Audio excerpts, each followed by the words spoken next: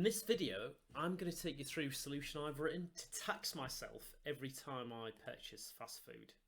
So, I absolutely adore fast food, but what I really wanted to do is to tax myself every time that I purchase fast food.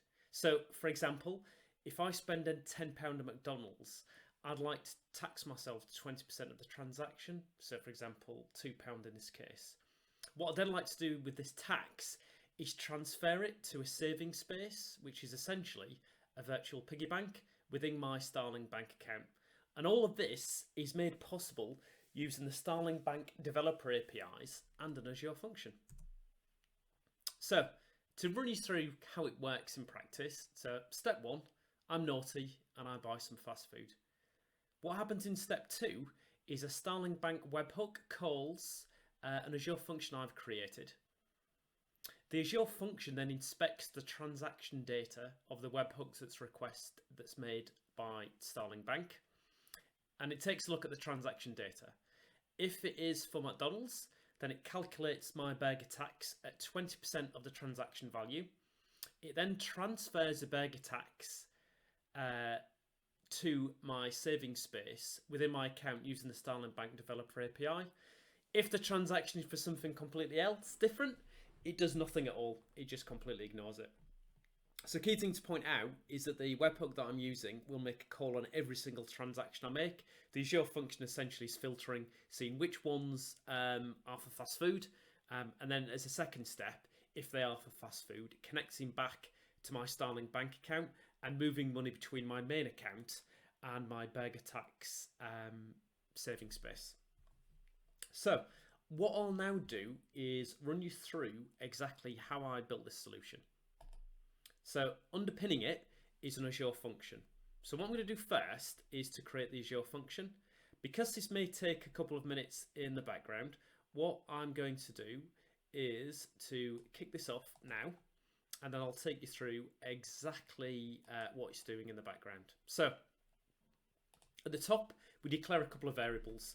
One is the application name that I've called burger tax, appended with a random number. Now, I'm using the Azure CLI to do all of this, and I'm actually running it within Ubuntu on Windows 11 using the Windows subsystem for Linux, or WSL for short. But you can run it natively on Windows. I just decided to do it a little bit crazily. And the reason for me telling you that is that this $random is a bash function that generates a random number. And the reason why I did that, I was creating, deleting, mucking around forever. And every time I run the creation script, I had to append and change the name of the application. So I thought, rather than do that, I'll just put a random number on the end and then it doesn't really matter because it'll always be unique. So got the application name, the region to deploy it within. First thing that we need to do is to create a resource group within the region that I've specified. And I'm also using the application name for that too. Once we've created the resource group, we can then create the storage account, which is a prerequisite for an Azure function. Again, we take the application name, the region name, and then point it towards the resource group that we've just created. Then we can finally create our Azure function, pointing it to the resource group that was created, the storage account that we've created. I'm also configuring it on the consumption plan to use the Windows operating system and to use PowerShell, because PowerShell is probably the language I'm most familiar with, and it seems to be the quickest and easiest way for me to write a function. Now, it looks as though that function has successfully created. The one other thing I need to do from an automation perspective is to add an application setting. So the way that I connect back to my Starling Bank account, the way that I authenticate, is using a personal access token. Rather than storing this manually within my PowerShell code within the function, I wanted to put it into an application setting so it's encrypted and it's hidden. In a production world, you'd probably use something like Azure Key Vault, but as this is just a little test project, I was pretty happy to use an application setting for that. And I'll run this command to add my personal access token to the application settings for the function app that I've just created. One thing I'll point out is that this will be recycled before before I post the video. Sorry, so this if anyone wants to grab it, it will be completely useful. Useless, because yeah, it'll not be my valid path anymore. Okay, so that take a while to execute. So we've got that done. The next thing that we need to do is to jump into the Azure portal and make sure that it has created. So what we'll do is we will refresh, and then hopefully now we should see our Burger Tax function app. Cool, Burger Tax 26343 rolls straight off the tongue. I'm going to click into the function app. The first thing I'm going to do is to validate the application setting that we configured. So if I go into the configuration section, wait a few seconds, probably even more because I'm recording this. Everything takes 10 times longer when you're recording it or presenting it live.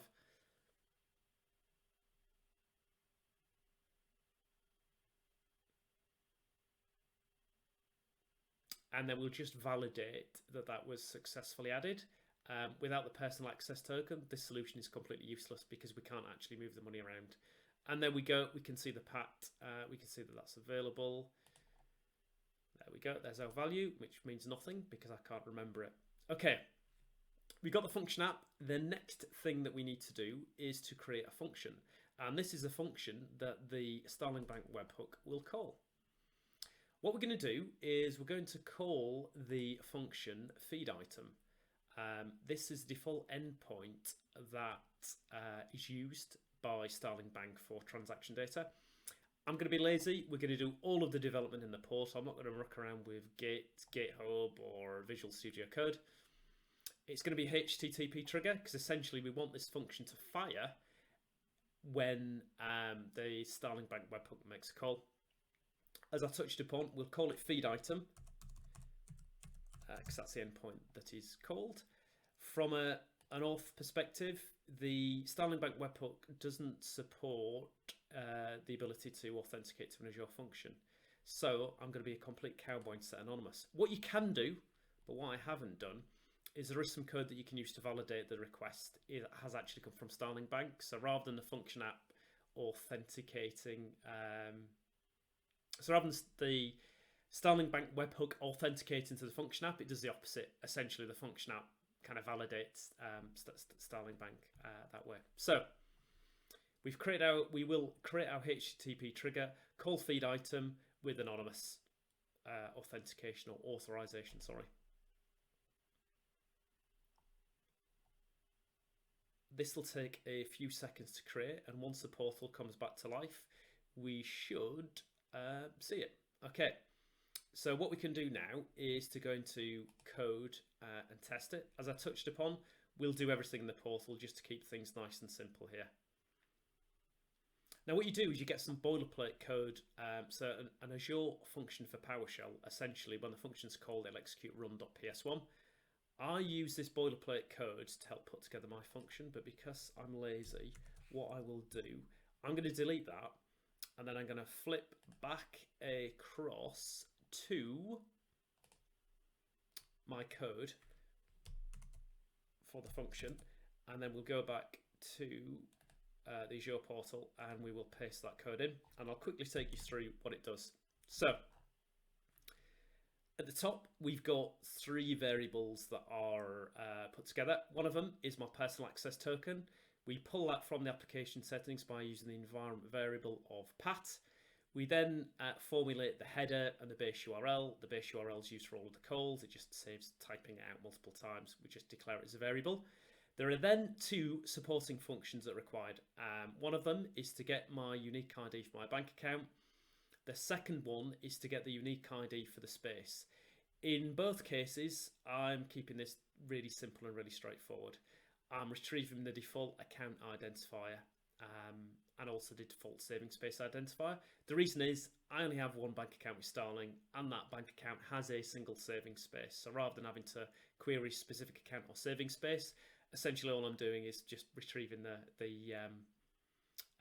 initial one that is there. So these are actually used later on in the code to formulate some of the requests that we make. Okay. There's then, it says write host PowerShell HTTP trigger function process to request, obviously to say, hey, you know, this is actually being called, and this gets output to the test UI, which is pretty nice.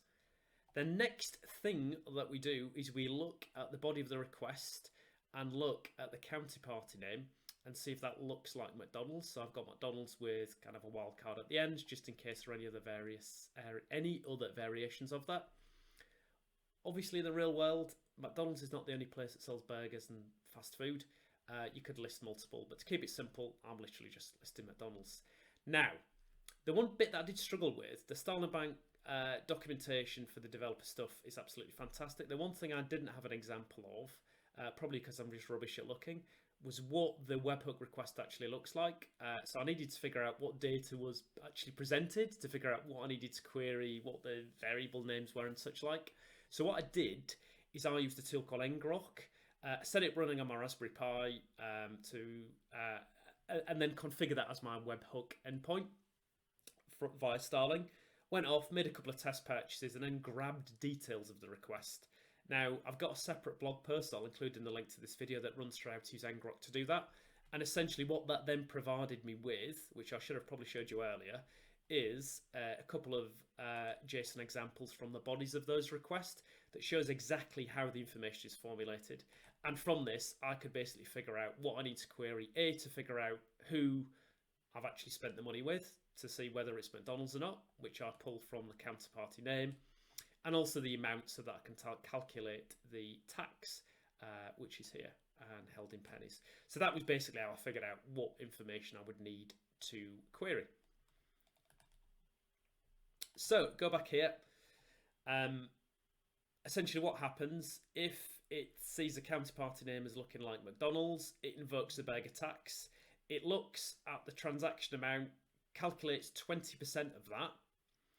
Then, based upon that 20% value, it then creates a variable called JSON, which is a template request that's required when we actually do the transfer. So this is what the Starling Bank Developer API expects. So this is just boilerplate code, apart from tax amount, which is a variable that we created up here, which is 20% of the transaction value. So basically all this contains is, hey, the amount that we want to transfer is GBP, and it's this value. So let's say, for example, I did a transaction for £10. It'd calculate the tax, which at 20% would be £2. So the tax amount here would be £2, which would be 200 pennies, because everything's done in pennies. Okay, so next step is it makes a call to the developer API endpoint using my parcel access token, connects and then adds that tax amount to the burger tax saving space that I've got. And if you remember, we create the JSON up here. The JSON is actually referenced at the end of this. So that's the endpoint URL, and then within the body you just put in the JSON that contains the amount that needs to be transferred. Okay, now let's say, for example, I've been really good and I've not been to McDonald's, I've been somewhere else that's far healthier. Basically what will happen in that specific case is I can't navigate. It'll just go to the else body that'll just write good boy and not actually do anything. So obviously throughout the course of a day, week, month, year, you know, create a ton of transactions. It's only going to be a small proportion, hopefully, that ever actually calls this Azure function to actually do anything, such as calling back to my Starling Bank account. Okay, so we've got the code pasted in. What we then need to do is to save that. Now, in order to test that it actually works, we can use the test capability. Now, one thing to point out with this is I didn't really want to be running out spending money to keep testing it. So if you recall from a few minutes ago, I had some examples of a couple of transactions that I'd grabbed using ngrok. These were times where I literally got ngrok running, run out the house, made a couple of transactions and then come back and grab them. I use these for testing. One's for McDonald's, which will obviously invoke the burger tax. The other one is for Next, which is a clothing retailer in the UK. And when I'm testing the function, this is the input that I provide, which is equivalent to what the webhook request looks like. So What I will do now is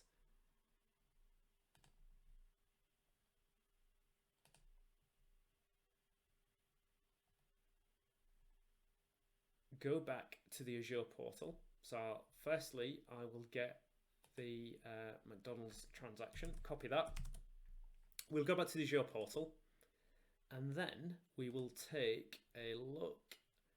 So if we go to test run now, what you can do is you can put in the body of the request. So the body would be what the Starling Bank webhook would send. It's got some default boilerplate stuff, but what we'll do is we'll take that out, and I will replace that with the body of the request that I grabbed using ngrok. And then what we'll do is we'll execute this, and what should happen is, because this is a transaction for McDonald's, is it should calculate 20% of that amount and then transfer it to the burger tax saving space within my Starling account. So if we then hit run, it should go off and do its magic, and what we should hopefully see returned, there we go, burger tax has been calculated at £2.8.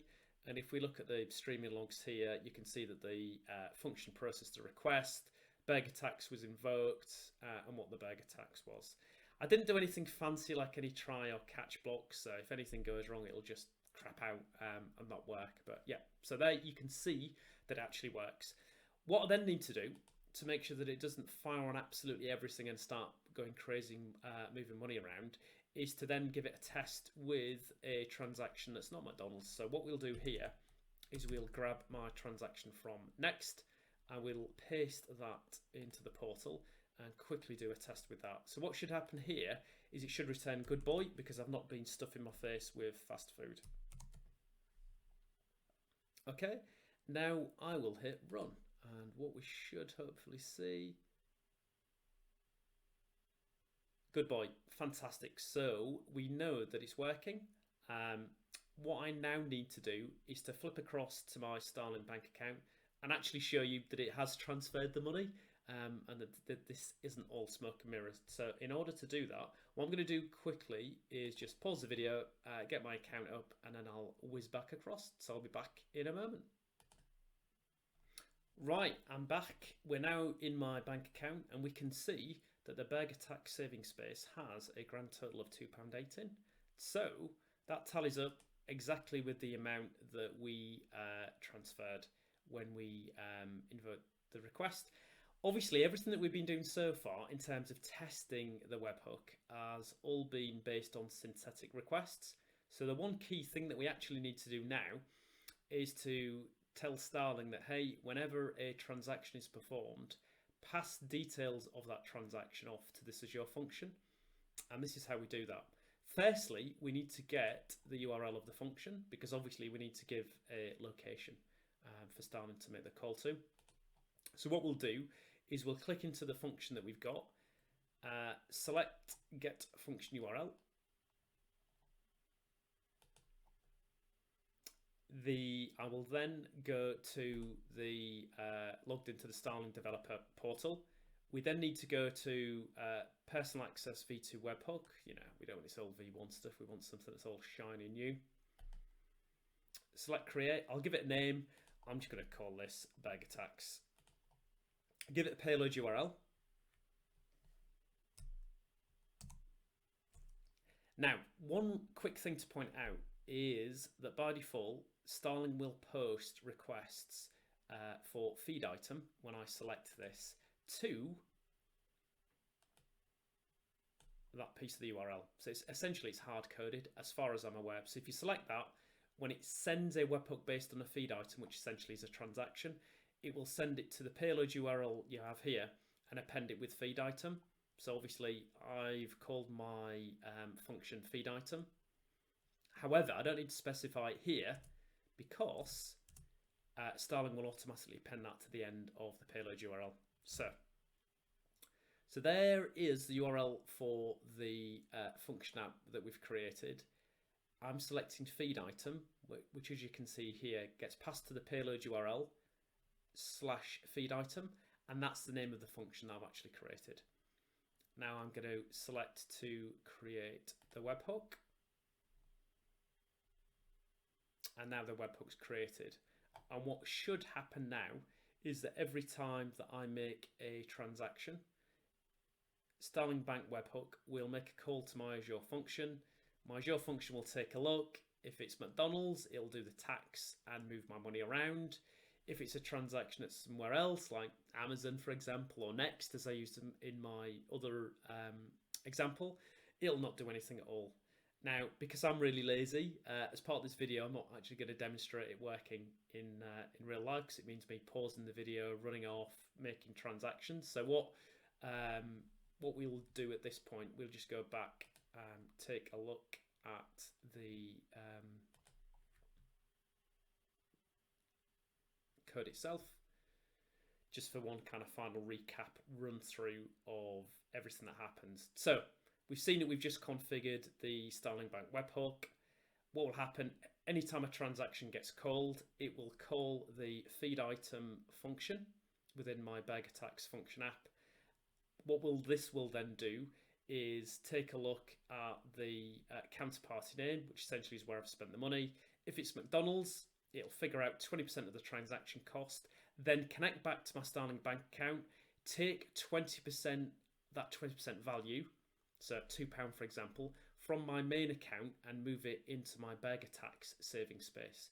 If the transaction isn't for McDonald's, it's for somewhere else, it'll essentially do nothing apart from write good boy as an output. So hopefully you found this useful walkthrough example of kind of how you can muck around with Azure Functions and the Starling Bank Developer API to do some pretty cool things. I quite like this. It's got very little practical use for me, but it was a really good excuse, kind of real practical use case for me to kind of have an excuse to put something together and muck around. I'm not the type of person that learns particularly well from like books and theoretical videos. I like to just kind of get my hands dirty with things. So hopefully you found it useful and entertaining. I'll include links to all of the resources I touched upon, such as the scripts and the ngrok blog within the links to the video. I hope you've all enjoyed it. Any questions, comments, just please feel free to tag them on. Thanks a lot. Appreciate you watching.